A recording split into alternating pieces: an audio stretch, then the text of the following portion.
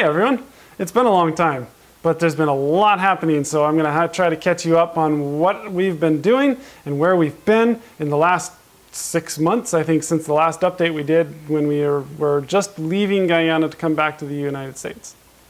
First off, we arrived in Minnesota and got to spend 2 weeks here at my parents' house, and Kara got to see snow for the first time. And Corey enjoyed playing in it too again.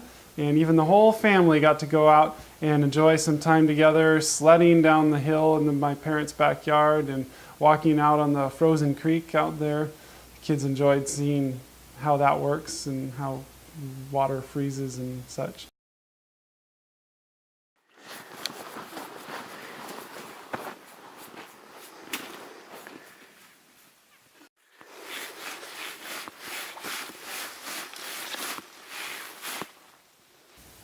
Then we loaded up into the van for the 1,500-mile trip out to Washington State to go to Crystal's parents' house, where we were going to wait for our new baby to be born.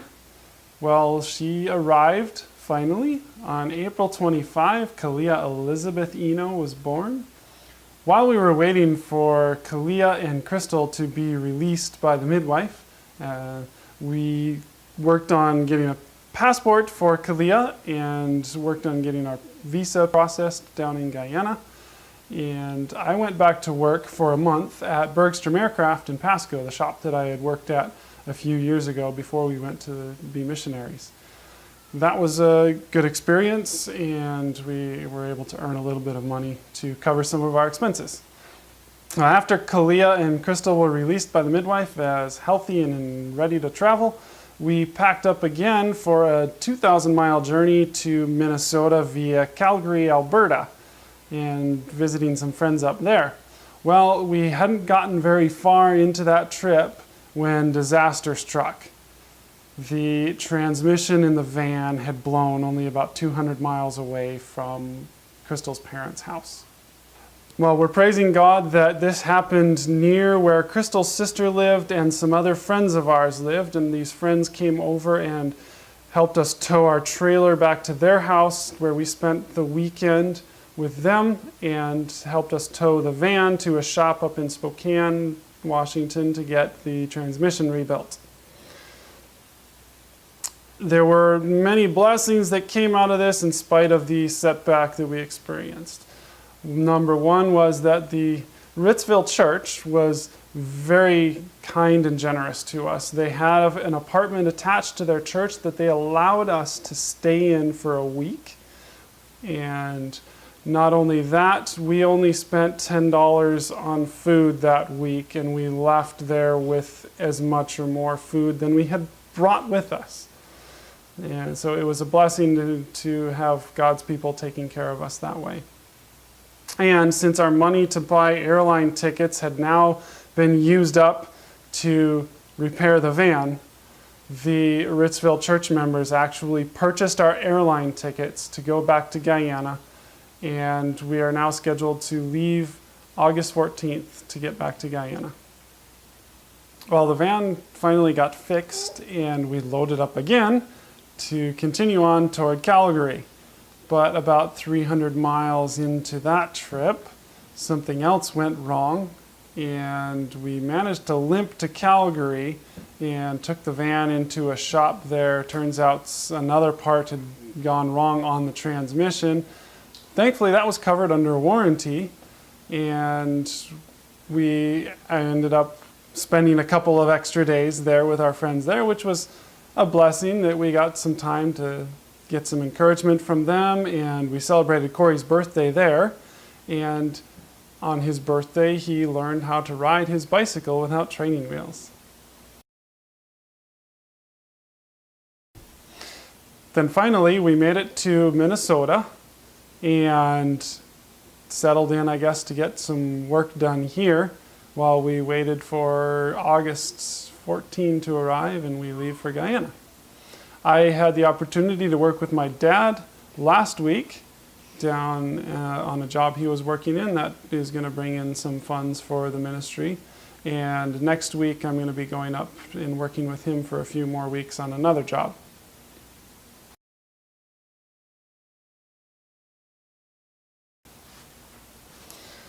Currently down in Guyana, while we're gone, there is work being done. We have a couple of people working on building a couple of apartments next to our house. We're going to call them the pilot apartments, but I think they're going to be occupied with some other people as well. But mainly we're building some rooms for people that are coming and going in and out of there, so we can house them there and have their own private space and such.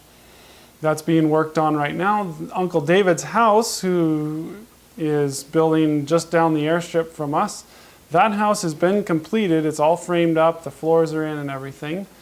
And we're looking forward to seeing how that was, because there was nothing there when we left, and so it's all been built while we've been gone.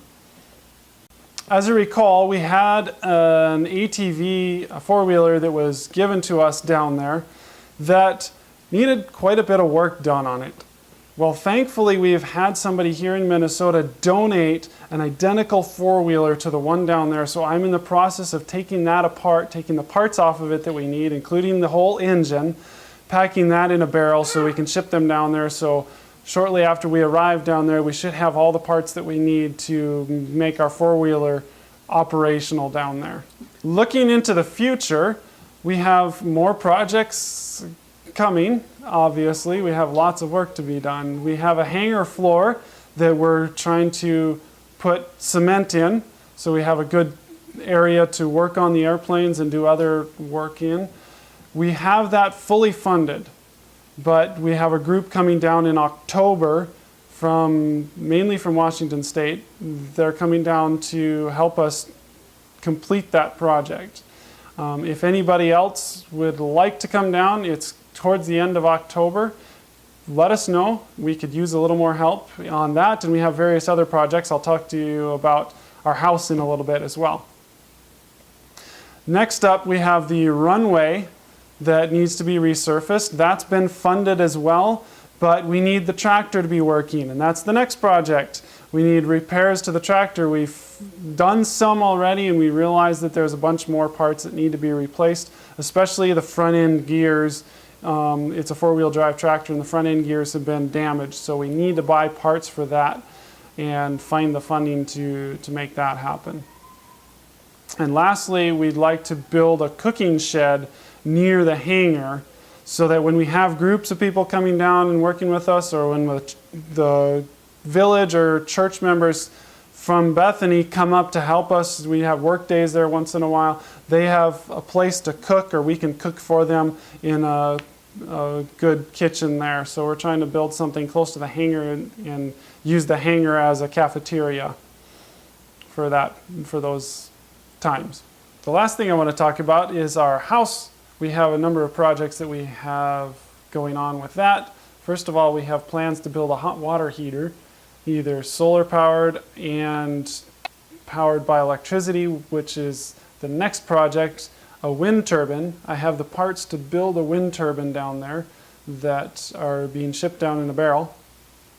And hopefully that will increase our power production capacity, and when it has finished charging the batteries, it will start heating water in a water tank, so that we don't have to boil water on the stove in order to take a warm bath. And also we have the kitchen and bathroom have no countertops or anything else, really any furnishings in them, so we need to work on building some counters in the kitchen and in the bathroom, and installing a sink in the bathroom, and finish installing the tub in the bathroom, because that was just temporarily placed there. And the last thing we need to do is get a new washing machine, because the washing machine we have is falling apart, and we're going to be needing to wash a lot of diapers, so we need something that's going to be more reliable to do that with. Well, I told you there was a lot to say, and a lot that's been going on with us, and hopefully now you understand why we've been a little bit quiet and haven't been able to get an update out. We've been pretty busy. And if any of you are interested in helping us out with any of the projects that I talked about, either financially or by coming down and helping us with them, that would be great. Let us know. You can look up our email, send us a message over Facebook, whatever way you know how to get a hold of us. Check out our blog, and that will tell you how to get a hold of us. Otherwise, blessings to you all, and hopefully we'll check in with you soon from Guyana.